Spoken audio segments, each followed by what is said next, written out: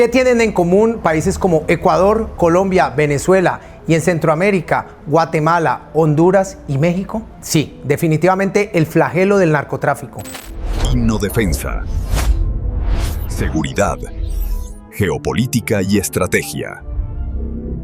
El Catatumbo en el norte de Santander colombiano y en el Zulia venezolano es un corredor estratégico para el narcotráfico porque cumple con tres características fundamentales: difícil acceso por parte de la fuerza pública, una frontera porosa y la posibilidad que tienen los grupos armados organizados de traspasar diferentes fronteras y eludir así los cercos y persecuciones de la fuerza pública del Estado colombiano, incluso con la protección y complacencia del cartel de los soles en Venezuela cuando estos son perseguidos. Y es que en el último año la crisis de seguridad en el Catatumbo se ha convertido en una emergencia humanitaria sin precedentes.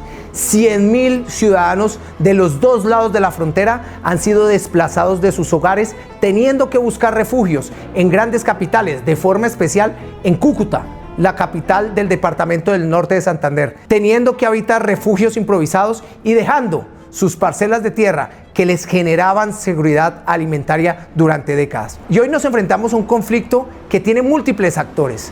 No es solamente las disidencias de las FARC que firmaron el Tratado de Paz con el Estado colombiano en 2016 en el gobierno de Juan Manuel Santos.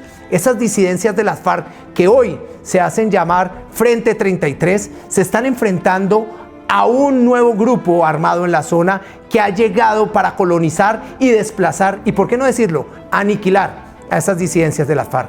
El Ejército de Liberación Nacional, ELN, que ha despertado de una forma inusitada y ha tomado un gran poder y capacidad militar y sobre todo de inteligencia y acción estratégica en un territorio históricamente controlado por las FARC, las cuales tuvieron que ser incluso rescatadas, por decirlo de alguna manera, por el Ejército de Colombia, que llegó a copar el territorio cuando el ELN tenía prácticamente cercado al Frente 33 de las FARC. Y por si fuera poco, entonces aparece un nuevo partícipe en este trágico conflicto: las mal llamadas autodefensas o grupos armados organizados que no pertenecen a una lógica ideológica, en este caso particular el Cartel del Golfo.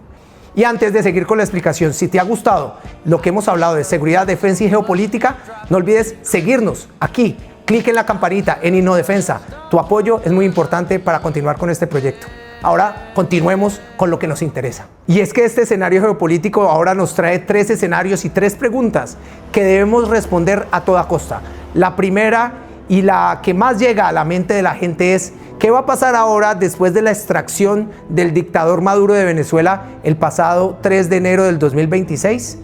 El cambio de régimen en Venezuela, la presidenta interina y las dinámicas de presión de los Estados Unidos van a hacer que la fuerza pública o la Fuerza Armada Bolivariana, para ser exactos, en Venezuela combata a estos grupos insurgentes que se ocultan del otro lado de la frontera de Colombia, es decir, en una Venezuela que hasta el momento ha sido cómplice el chavismo y esos grupos armados organizados para la producción y extracción de narcóticos, y este nuevo régimen los va a combatir. Van a hacer acciones coordinadas y decididas de la mano de la fuerza pública colombiana. Se van a poner de acuerdo los dos ejércitos para golpear estratégicamente no solo los corredores del narcotráfico, tampoco no solamente las bodegas, sino los cabecillas y los actores principales otrora aliados del régimen bolivariano. La segunda pregunta que hay que resolver: ¿qué va a pasar ahorita también del lado colombiano? Y sobre todo, la presión ejercida por Donald Trump y el compromiso hecho por el presidente de Colombia, Gustavo Petro, de capturar a los tres cabecillas fundamentales que ejercen presión y dominio territorial y logístico en esa área de frontera. Primero, a alias Pablito, comandante del Ejército de Liberación Nacional, ELN. Segundo, Iván Mordisco, comandante de las disidencias de las FARC, que ha ocupado un papel preponderante en estos 3 años de lucha contra el Estado colombiano en el gobierno de Gustavo Petro. Y por último, alias Chiquito Malo, comandante del grupo armado organizado Clan del Golfo. Esos tres compromisos cambian la lógica estratégica. Esos tres compromisos van a hacer que la fuerza pública colombiana, que las fuerzas militares de Colombia y la policía de Colombia, que se habían caracterizado por no ejercer ningún tipo de acciones ofensivas, a partir de ahora empiecen a atacar de forma contundente a estos grupos guerrilleros y grupos armados organizados que no son guerrilleros?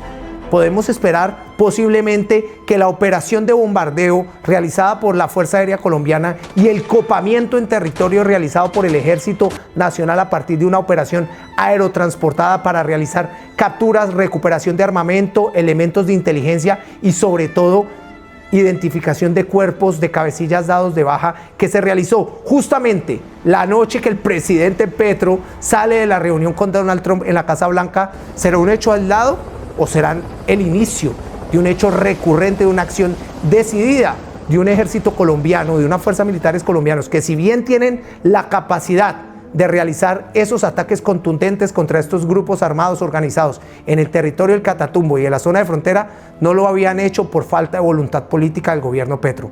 Y tercero, ¿qué va a pasar con la difícil, triste y penosa estadística de contar con el desplazamiento forzado por vía de las armas más grande que ha tenido cualquier nación en el hemisferio occidental en pleno siglo XXI?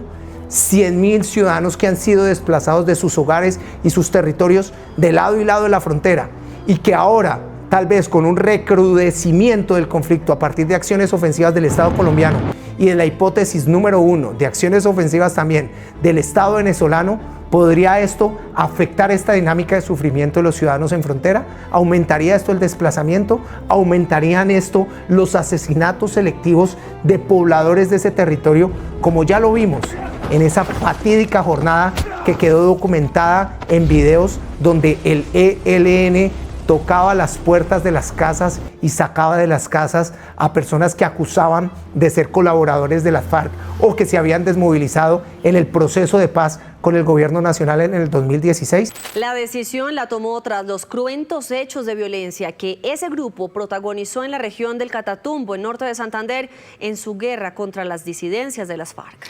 Los hechos más graves de las últimas horas dan cuenta de al menos 30 muertos. Entre ellos hay firmantes de paz, habitantes de la región y combatientes de los dos grupos, en una cadena de violencia y horror que no tiene control. Estas imágenes muestran cómo el ELN está tumbando puertas de las casas para secuestrar personas.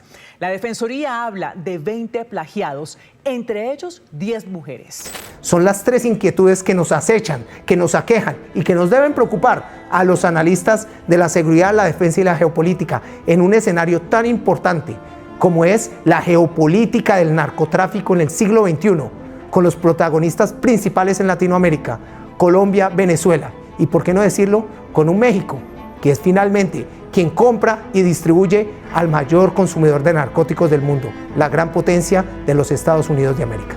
Y como la geopolítica siempre tiene como elemento fundamental y condicionante los intereses económicos, políticos, militares y estratégicos de los estados, entonces no podemos olvidar la intromisión del actor principal que ha empezado a hacer que las fichas se muevan en el tablero de ajedrez geopolítico de Latinoamérica. El gobierno de los Estados Unidos de América de Trump, porque el de Biden actuó de forma muy diferente.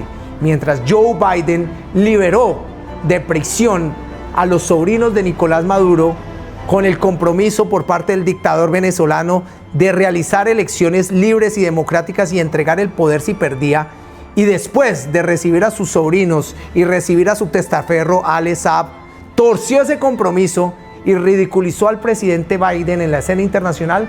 Trump no confió en esa palabra y hoy está imponiendo su lógica estratégica. Ahora bien, esa presión de Donald Trump, no solo con Delcy Rodríguez, presidenta interina, sino con un Gustavo Petro que vio que no era rentable desde el punto de vista político, familiar y personal seguir en una cruzada de ataques permanentes y discurso contra los Estados Unidos, puede influir y puede cambiar el panorama político en los siguientes 6 meses. Ahora la pregunta para ti sería, ¿crees que esa intromisión y ese interés que tiene directamente el gobierno de Donald Trump en los Estados Unidos de América puede influir para que Delcy Rodríguez dé un golpe en la mesa y empiece a combatir con la Fuerza Armada Bolivariana a los grupos de narcotraficantes en la región fronteriza del Catatumbo con Colombia, al ELN, las FARC, el Clan de Golfo y, por qué no decirlos, a los mismos militares que se prestaron durante décadas para colaborar con ellos, con el Cartel de los Soles? La pregunta es para ti. déjale en comentarios tu respuesta. Y te esperamos, si te gustó este video, síguenos. Así que deja tu comentario, te leemos y grabaremos lo que tú quieras en el siguiente episodio. Chao.